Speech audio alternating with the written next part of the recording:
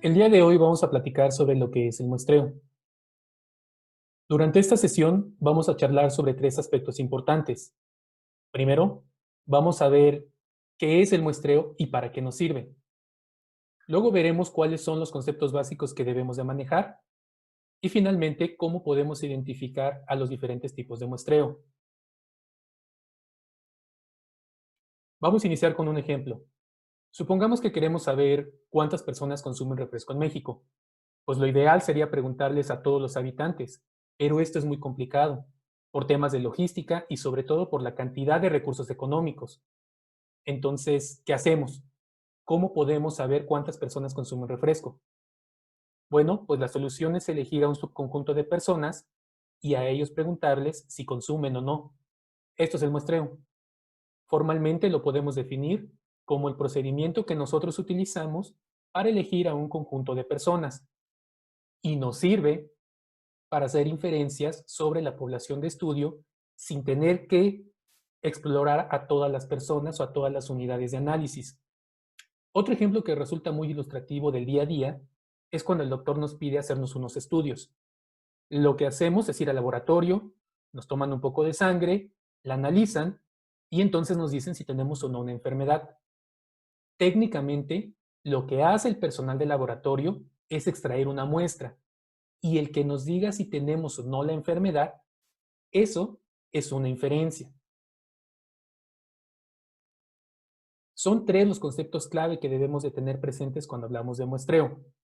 El primero de ellos es el universo. También se conoce como población de estudio y se refiere al total de individuos o unidades de análisis que queremos analizar. El segundo concepto es la muestra, y no es otra cosa más que el subconjunto del universo de estudio. El tercer concepto clave es el tamaño de muestra, y por ahora lo podemos definir como el número de elementos que hemos seleccionado.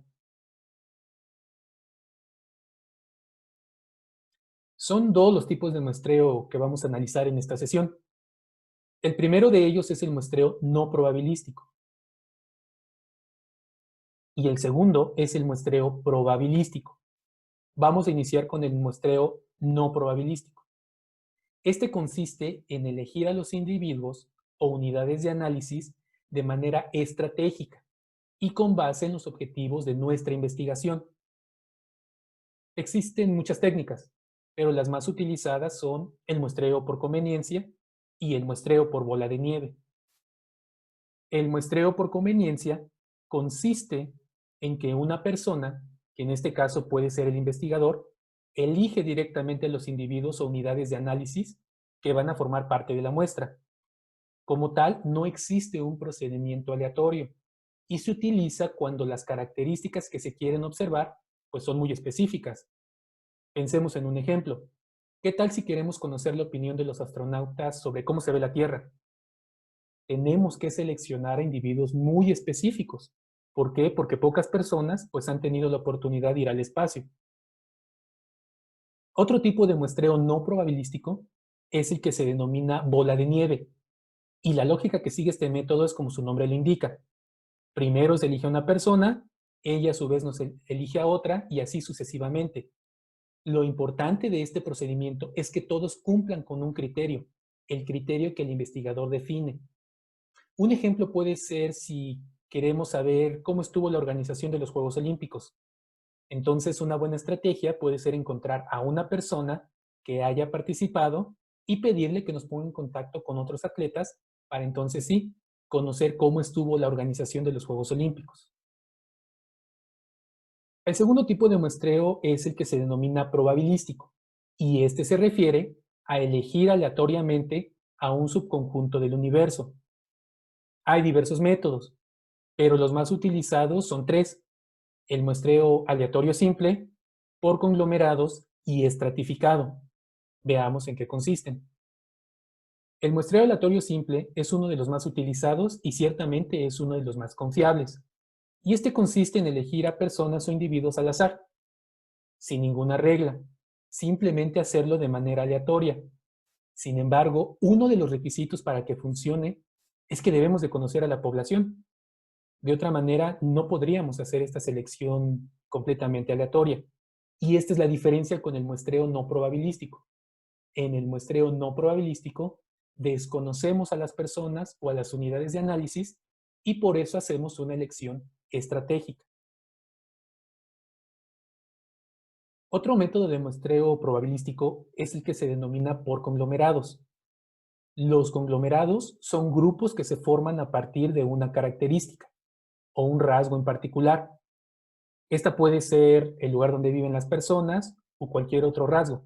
Y una vez que están hechos los grupos, ahora sí, se elige de manera aleatoria a algunos individuos dentro de estos grupos. Un ejemplo puede ser si queremos agrupar a las personas de acuerdo con el tipo de mascota que tienen. Entonces, por un lado juntamos a los que tienen un perro y por otro a los que tienen un gato.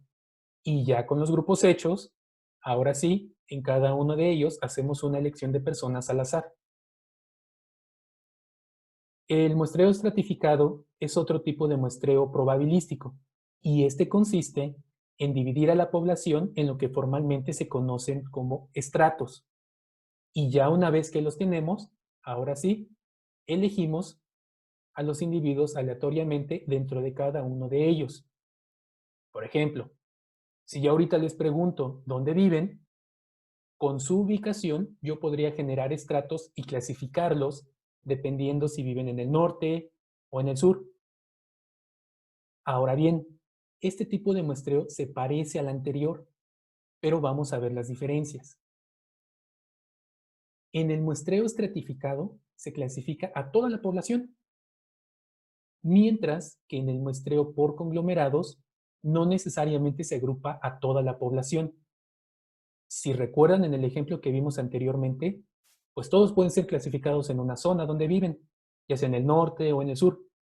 Pero si intentamos agruparlos por el tipo de mascotas, habrá quien me diga, no, yo no tengo mascota.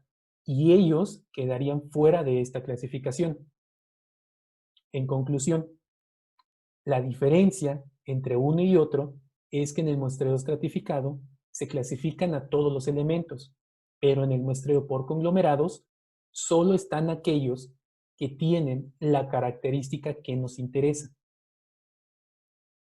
Ahora bien, en el muestreo probabilístico, el número de elementos es importante, pues si recolectamos pocos casos, es probable que lo que encontremos no represente al fenómeno que nos interesa. Hay diversas fórmulas y eso lo vamos a abordar en otro video. Por el momento, lo importante es saber que el número de elementos juega un papel importante.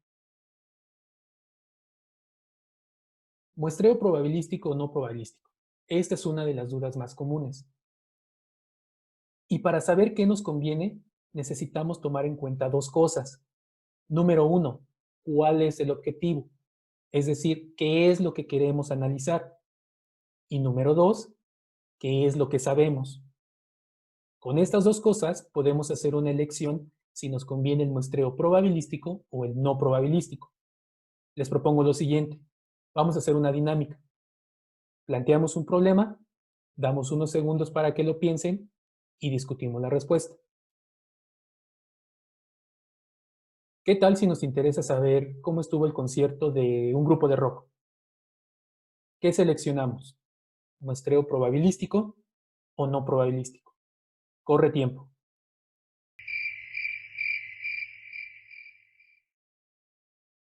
Bueno, ciertamente, si queremos saber cómo estuvo el concierto, pues no podemos preguntar a cualquier persona. Debemos consultar a quienes sí fueron. Y esto nos llevaría a elegir un muestreo por conveniencia, en donde nosotros consultamos a una persona que sí estuvo en el concierto para que nos dé su opinión. Entonces, si quisiéramos hacer un muestreo, tendría que ser un muestreo no probabilístico. Vamos con otro ejemplo. Necesitamos saber si el agua del municipio está enfermando a las personas. ¿Qué elegimos? ¿Un muestreo probabilístico o un muestreo no probabilístico? Corre tiempo.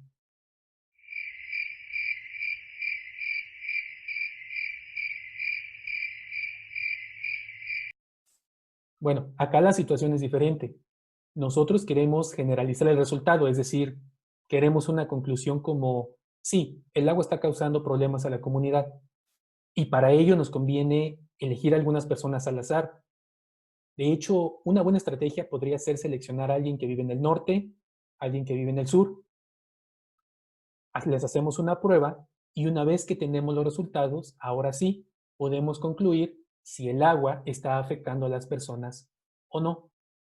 Por lo tanto, nos conviene seleccionar un muestreo probabilístico. Bien, para finalizar un poco de historia, este proceso de levantar y analizar información no es nuevo.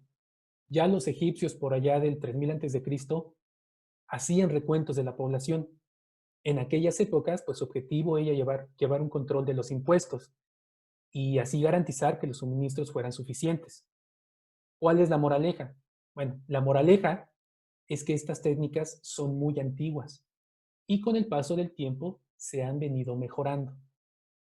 Bien, dicho esto, pues hemos llegado al final de nuestra charla y no me resta más que darle las gracias por ver el video y nos vemos en el próximo.